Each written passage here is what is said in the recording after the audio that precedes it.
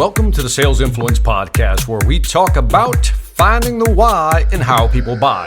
I'm your host, Victor Antonio, and today I want to talk about something. It's not a sexy topic, but it's an important one nonetheless. I want to talk about why listening works and how shutting up can help you sell more. I'm going to give you 5 listening tips, 5 do's, and 3 don'ts. 5 do's, 3 don'ts. First do, listen to understand. Don't listen to respond. What do I mean by that? Sometimes we are listening to somebody, actually we're just hearing them, but we're waiting for our moment to respond. We're thinking of something we already want to say without really taking the time, the extra moment to listen to what the other person, in this case a client, is really trying to communicate. We're not listening, we're just waiting to talk. It reminds me of, the when you play double dutch with the jump rope and the person's timing when to jump in. That's how I feel sometimes when I talk to people who aren't listening. I can tell they hear me, but they're not really listening. They're just waiting for their turn to talk. And they typically do it for one of 3 reasons. And maybe you do this also. One reason is they're looking to say something witty or clever. They're thinking about something witty or clever to say. Or they want to inject their viewpoint or an opinion. Or sometimes they just want to hurry the conversation along. And again, when you do this to a customer, it really sets you back because what we're trying to do is synchronize ourselves with the customer.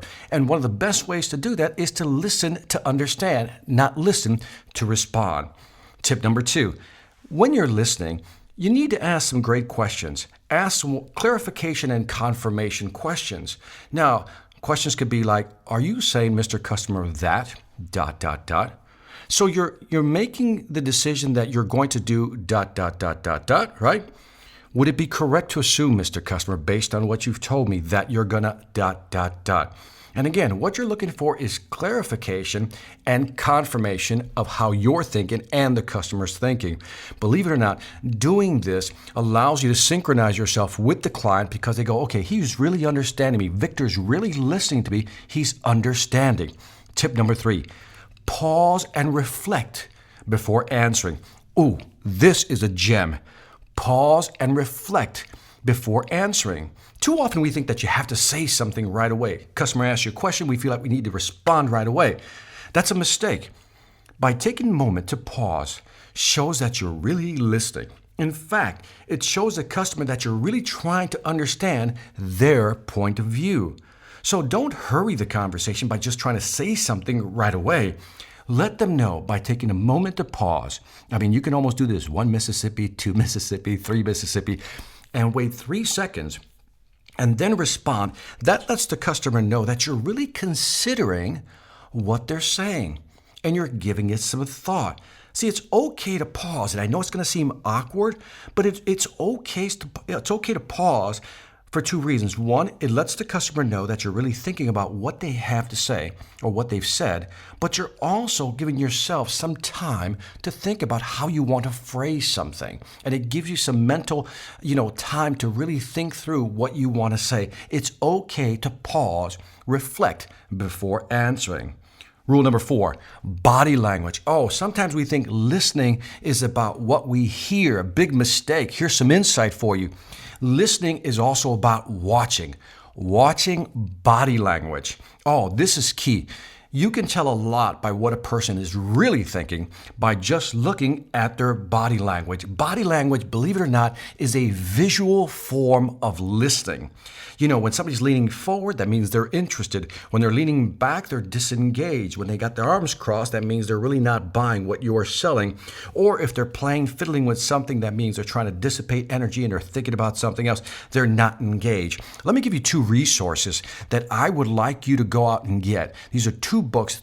I've read a lot of books on body language, but these are my top 2. Number 1 is Definitive Book of Body Language by Alan and Barbara Pease. Let me say that again. The Definitive Book of Body Language by Alan and Barbara Pease. Awesome. The other book I highly recommend is by Joe Navarro. Joe Navarro wrote the book What Every Body is Saying. Isn't that a clever title? What every, quote unquote, body is saying. Now, Joe Navarro was an ex-FBI agent who was assigned to reading people. So, these 2 books are a great 1-2 punch for reading body language. Again, Reading body language is a form of listening. You can adjust your speech, what you have to say or what you're saying, based on what you're visually seeing. Number 5, you gotta ask open-ended, empathetic questions. Open-ended, empathetic questions. For example, customer says something, you say, can you tell me more about that? Now remember, a closed-ended question is a confirmation question. It's one that requires just a one-word answer. Yes, no, date. Like, how are you feeling today? Good. What date were you born? This date. That's a closed-ended question. An open-ended question invites conversation, and that's what you want. For example, you can ask the customer, can you tell me more about that? Or, how did you deal with that when that happened? Going forward, what are some of your expectations? Looking back, what would you have done differently? Now, these are great empathetic questions because, again, by asking these questions to the customer, you're letting the customer know, I really care about what you have to say and I am listening. And here's why listening works. Pay attention. This is important. Here's why listening works. When you listen to somebody, you let them know that they matter.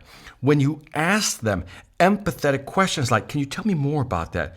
How did you deal with that? Looking back, what would you change? When you ask empathetic questions, you let them know that you really care about what they're saying, but more importantly, their opinion. And because you care about their opinion, they feel good about themselves. It validates their point of view. And because they feel good about themselves, they associate, this is key, they associate that good feeling with you, because they enjoy talking to you. So the next time you call to set an appointment, they're going to go, I want to talk to Victor. Every time I talk to Victor, I really feel good about talking to him. Think back about when you had a conversation with a friend, and that conversation lasted like 3 hours, and it was one of the best conversations you had. If I were to go back and analyze that conversation, the reason you enjoyed that conversation is because the other person was really listening to what you had to say. So again, remember, always put the spotlight on them. Use the 80-20 rule. 80% of the time, the spotlight should be on your customer, listening to them. You're only talking 20% of the time. That's why listening works. Now, 3 don'ts. Don't say to somebody, yeah, I know that. Don't you hate when somebody says that? You give them a piece of data and they go, yeah, I knew that already. If you say that to somebody often enough, they're going to stop volunteering information. The other thing you shouldn't do is step on people's conversation. Let them finish. Again, sometimes we're so anxious to jump into the conversation that we step all over somebody's sentence, and that's a rude thing to do. The third thing you shouldn't do is when somebody finishes making a statement, giving an opinion or a point of view, you say something like this, yeah, but. As soon as you insert the word but, you've just negated everything they said before that. Here's what you want to say. If you really want to add to a conversation, just make this small tweak. Say, yes, and add your point of view. Instead of going, yes, but, you say, yes, and I would also add this. That allows the conversation to flow better. So again, 5 tips. Listen to understand, not to respond. Learn how to clarify and confirm what the customer is saying. 3, pause and reflect before answering. Step number 4, or tip number 4, body language, another form of listening. Number 5, ask a lot of open-ended, empathetic questions. And again, the don'ts are, don't say, yeah, I knew that already. Yeah, I know that.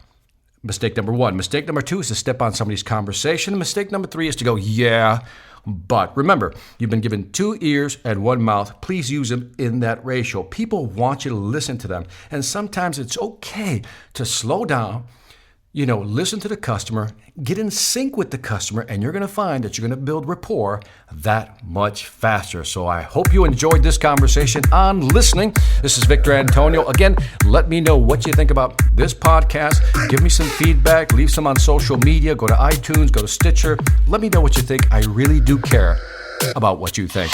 Don't forget to check out my website, seminarsonselling.com, where you'll find great sales training programs for you and your team. And last but not least, Victor Antonio, always reminding you that selling ain't hard when you know how. Talk to you later. Every manager can feel it. The difference between a motivated, value-driven sales team and one that's stuck in a rut. CEOs know the difference too. They can see it clearly in the profit and loss columns. The question is, how do you get your team to this elite level? Is there something extra you can do to break through the remaining resistance and equip them with the right mindset to grow your business? Yes, there is. But you're not going to do it with one of those cheesy inspirational speakers or some self-proclaimed guru. What you need is someone with a real business track record to deliver key insights in a captivating way, to give your team the right tools for selling in today's tough marketplace. Enter Victor Antonio, experienced executive, innovative thinker, compelling speaker. He's ready to deliver the message you need your people to hear.